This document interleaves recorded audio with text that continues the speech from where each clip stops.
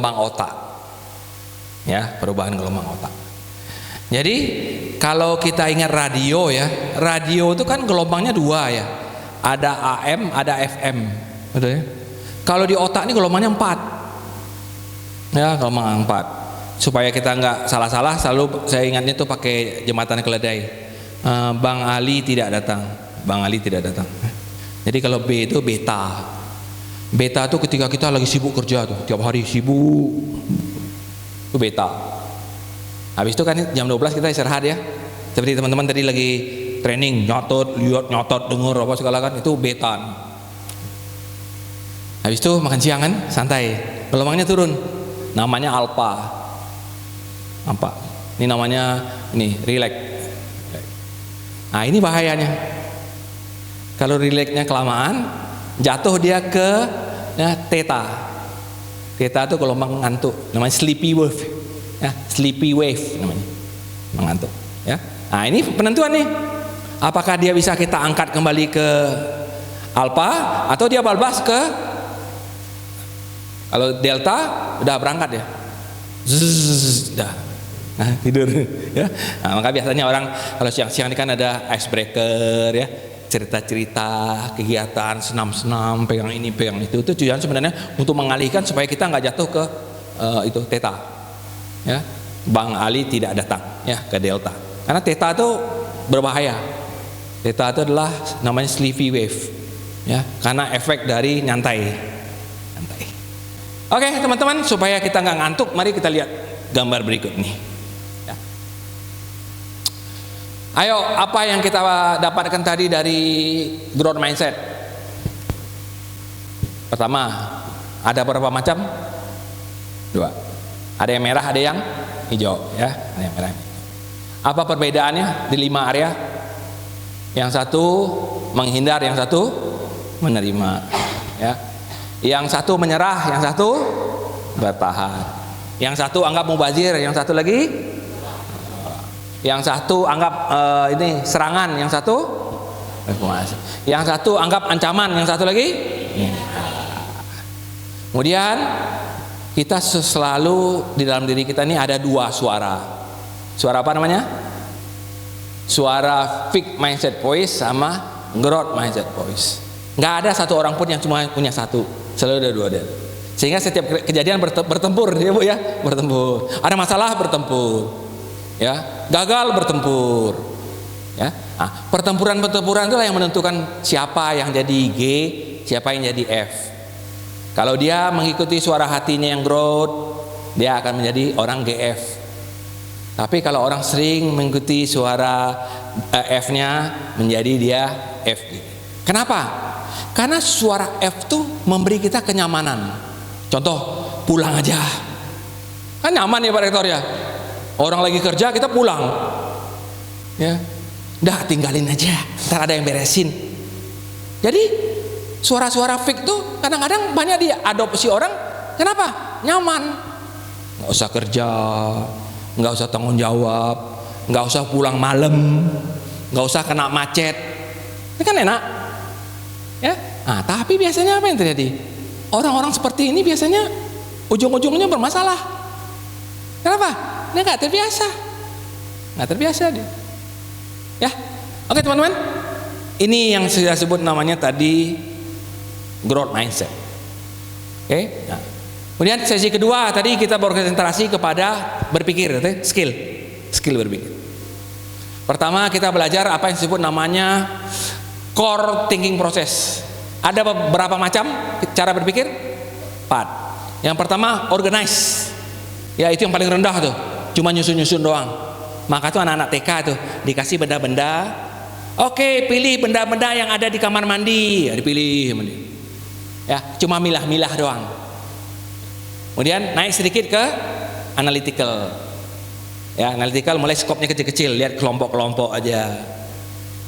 Tapi ini tidak cocok untuk inovasi, untuk creativity. Kita harus naik ke yang tertinggi, yang namanya hot, ya, yaitu 2 macam apa namanya? Creative and critical thinking skill. Ya, creative and critical thinking skill. Sehingga kita tahu tadi cara berkreatif. Cara berkreatif tadi ada 6 cara. Ada yang enggak yang bisa digabung? Ada nggak yang bisa dibalik? Ada nggak yang bisa dihapus? Ada nggak yang bisa ditukar? Ada nggak yang bisa diputer? Ada nggak yang bisa diurai? Jadi itu teman-teman, biasakan itu pola pikirnya. Jadi kalau orang-orang kreatif, dia di otaknya itu sudah ada softwarenya. Ya kalau lihat sini, ini kalau ini digabung ya bagus nih. Yang ini kalau ini dipecah bagus nih. Lihat contoh apa? Desainer baju. Oh, ibu lihat ya. Lihat desainer baju. Tahu-tahu dia lihat ceweknya gini, oh jago nih. Nih, nggak usah pakai tangan, tangannya dihilangin. Ya, pakai hapus ya, eliminate tangan. Kalau dia lihat orang, misalnya, oh cewek ini kayak suka angkat besi nih, tangan gede, pakai tangan. Jadi kalau nggak pakai tangan nanti kelihatan banget nih begini, ya kan?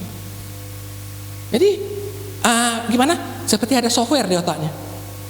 Tapi kan nggak semua orang begitu. Ya, oleh karena itu apa? Diajarkan caranya. Ya, itu sebut namanya apa? 6 proses berpikir kreatif inti. Ya, 6 proses berpikir kreatif yang inti, yang utama. Ya, maka disebut namanya create, combine, reverse, eliminate, alternatif, twist, elaborate. Ya, 6 itu. Saya itu mendapatkan rumus itu dari Australia itu, dari profesor yang John Langer itu. Dia sukanya saya itu ada rumus-rumusnya gitu. Jadi mudah kita mengingatnya. Oke teman-teman, dari tadi kan teman-teman udah banyak tuh coret-coret yang bikin-bikin kayak cacing-cacing gitu ya, yang disebut namanya mind mapping. Siang ini kita belajar dasar-dasar membuat mind mapping itu, supaya nanti teman-teman bisa pakai untuk kuliah dan lain-lain. Oke? Sebut namanya mind map. Ya, mind map. Jadi kalau kita teman-teman mengingat mind map ini, kita mau nggak mau harus ingat sama yang menciptakannya. Ini yang dibahas oleh Pak Oki tadi, ya, namanya Tony Buzan. Ya, Tony Buzan. Tony Buzan ini adalah orang yang menciptakan metode ini. Dia orang Inggris, kemudian menjadi konsultan pendidikan di berbagai negara, khususnya Singapura. Dia 25 tahun menolong Singapura membenahi pendidikannya. Ya, sehingga membuat mind map itu udah kegiatan hari-harian aja. Sehari-hari orang mencatat ya gitu-gitu. Ya. Mari kita lihat teman-teman. Jadi mind map itu sebenarnya dari mana asalnya? Nah, ingat lagi yang awal-awal sekali. Kalau abad ke-19 kita berpikir secara apa? Linear. Nih. Atu-atu tuh. Tunggal-tunggal kan? Kemudian di abad 21 nih kita berpikir secara apa? Yang abad 21 yang radian. Tuh, radian. Ya, intelijen, zaman intelijen kita. Nah, sekarang orang digabung. Ya.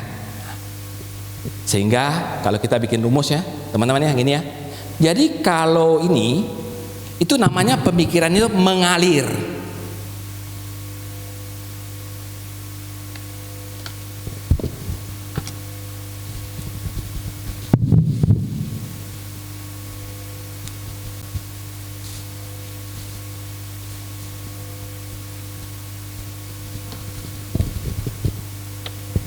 Misalnya begini teman-teman ya, kita tahu A nih, habis itu ada A1, ya ada A11, ada lagi A111, ada lagi A111.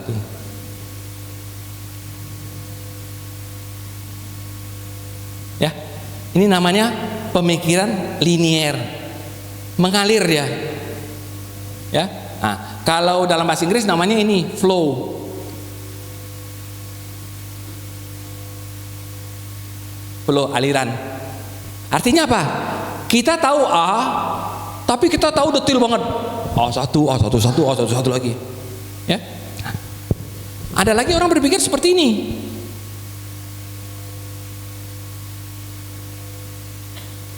Ini misalnya A, ada A1, ada A2, ada A3, ada A4.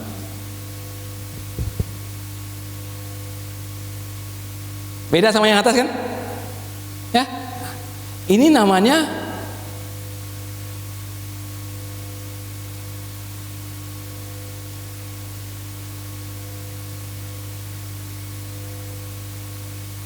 Belum. Belum tuh memancar. Nih.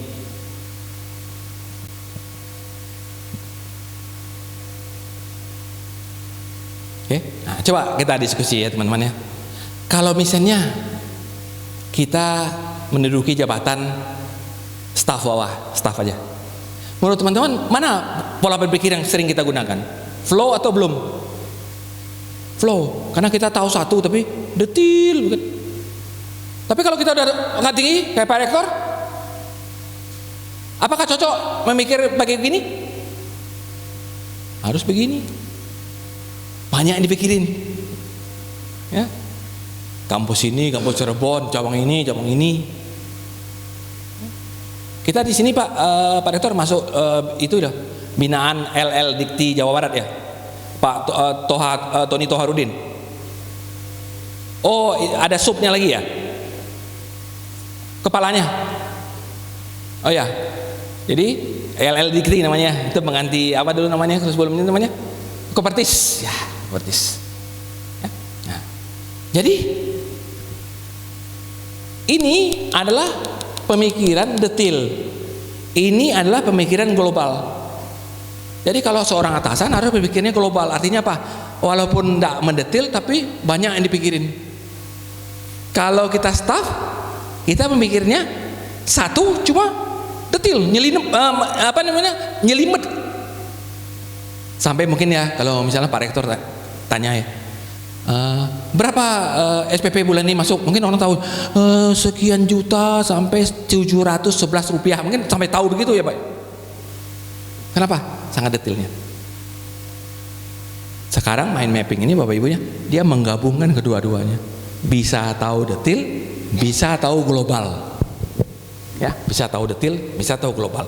Maka itu kata-kata belum itu ditambahkan dengan flow. Ya, belum itu ditambahkan flow. Ya, artinya yang ini, nah dilanjutkan sama dia gini, tuh.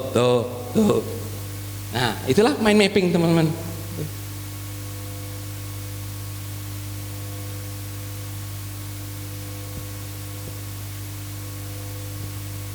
Ya, kan digabung kan? Ini dimasukin di sini. Ya, mulai di sini A11, A12, A13, A111, A112, terusnya. Oke? Nah, mari kita belajar cara membuatnya. Ada aturannya sedikit. Ya, ada aturannya sedikit. Oke, teman-teman. Jadi coba teman-teman catat dulu komponen-komponen yang ada dalam sebuah mind mapping. Yang di tengah itu namanya pusat. Ya, yang tengah itu namanya pusat.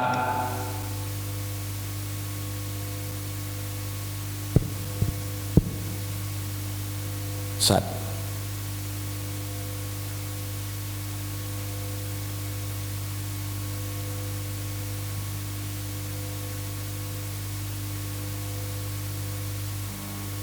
Oke.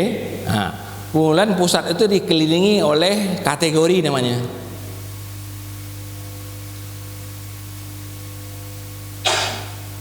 Kategori itu seperti sub pusatnya. Kalau buku misalnya babnya, ya, kalau buku babnya. Kalau ini provinsi Jawa Barat, ini Majalengkanya, Garutnya, Bandungnya, Cirebonnya.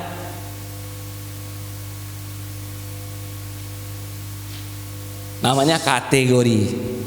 Jadi kategori itu pusat ini dibagi berapa? Ya, bagi 4, bagi 5. Lalu setiap kategori punya lagi informasi yang disusun seperti ini, namanya hierarki. Ya, hierarki. Hierarki itu pecahan-pecahannya. Kemudian kalau ada informasi-informasi yang di hierarki saling terkait, kita hubungkan dia dengan garis putus-putus, namanya korelasi. Nah, jadi ada berapa macam unsur mind map? Ada pusat, ada kategori, ada hierarki, ada korelasi.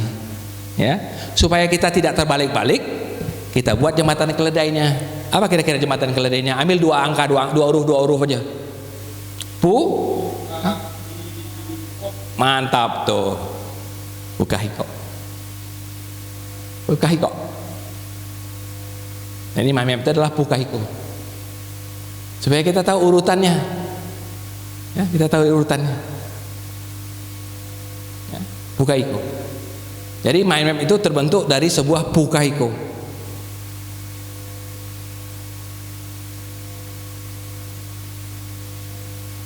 Oke teman-teman, mari kita bahas satu persatu apa itu halaman berikutnya.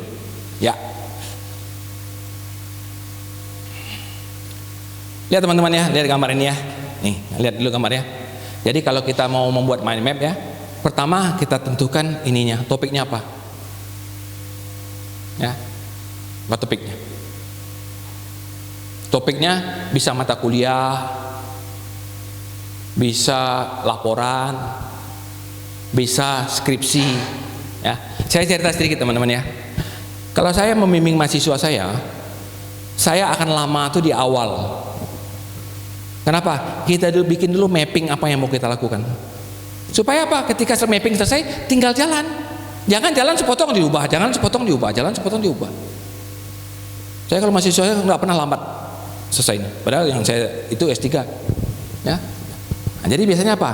Kalau kita udah tahu topiknya, kita tentukan bab 1 mau apa, bab 2 mau apa, bab 3 mau apa, bab 4 mau apa, bab 5 mau apa, bab 6 mau apa. Kan itu udah ada standarnya kan? Ada standarnya. Nah, nanti di bab 1 pendahuluan tuh apa yang mau kita tulis? Latar belakang, tujuan. Kita tulis, semua dulu. Jadi maka sibuk di depan. Supaya apa? Supaya kita membayangkan nanti kalau disertasi kita jadi itu bagaimana bentuk depannya. Seperti kita mau bikin rumah itu bikin maketnya dulu. Supaya ada bentuk. Jangan asal bangun aja sebentar tukar-tukar. Kamar mandi sebentar di atas, sebentar di bawah. Kamar utama sebentar ke bawah, sebentar di atas.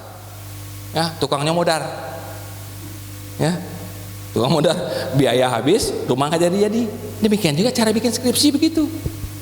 Ya, apalagi kalau dosennya suka ganti-ganti ide, itu kan. Nah, udah modar. Ya, mahasiswanya bingung ya Pak ya? Mahasiswanya bingung. Ya, apalagi sekarang mahasiswa kan kritis. Ya, kalau kita dulu zaman-zaman saya dosen boleh berkuasa penuh. Kalau sekarang kan mereka pinter. Ya, diviralkan lah, diapakan macam-macam kan. Nah, jadi Bapak Ibu semua, jadi mapping itu begitulah prinsip kerjanya. Dari hal-hal yang berbentuknya global-global masuk ke arah-arah detail-detail. Tuh, detail terus. Isinya kata kunci seperti itu. Nah, ingat ya, komponennya 4 tadi ya. Pukahiko. Nah, mari kita bahas satu persatu. 4 langkah membuat mind map. Itu yang ada di halaman berikut. Pertama, namanya pusat. Ini gambar aja, nggak usah dicatat. Gambar, ya. Jadi kalau pusat itu kira-kira apa? Kalau Bapak Ibu nulis di catatan biasa namanya judul, ini judul, ya. Apa itu? Nah, ini Bapak Ibu perlu tulis. Pusat itu adalah kan topik, tema, judul. Topik, tema, judul. Topik, tema, judul. Topik, tema, judul. Apa topiknya? Apa temanya? Apa judulnya? Bisa judul mata kuliah, bisa judul bab, bisa judul subbab, bisa judul penelitian, bisa judul proyek, bisa judul tugas, bisa judul laporan. Itu masuk. Nah, di tengah semua. Karena itu sentralnya. Sentral. Ya. Lalu selesai satu pu ya, betul? Satu pu. Setelah pu apa lagi? Ka. Ka itu apa? Ketika judulnya itu dibagi-bagi. Judulnya dibagi-bagi. Ini bagi 4 ya. Nah, jadi ini ada yang perlu Bapak Ibu catat sedikit. Jadi aturan mind mapping itu begini Bapak Ibu ya. 1 tuh jam 1. Oke, 1 tuh arah jam 1 nih. Kemudian dia bergerak searah jarum jam. Jadi 2 itu bawah, bukan ke sini. Ya, 2 ke bawah. Kenapa? Karena otak kita itu sudah terbiasa dengan gerakan jarum jam. Jadi enak gue 1, 2, 3 gitu ya, daripada 1, 2 gini. Ya, 1, 2. Nah, ini landasan mind mappingnya begitu. Nah, sehingga 1 itu ke sini, 2 itu ke sini, 3 itu ke sini, 4 itu ke sini, betul? Itu namanya apa? Kategori. Apa itu kategori? Kategori adalah pengelompokan informasi. Pengelompokan informasi. Nah, ini yang paling penting dalam mind mapping. Ya, ini yang paling penting dalam mind mapping. Kita kupas sedikit.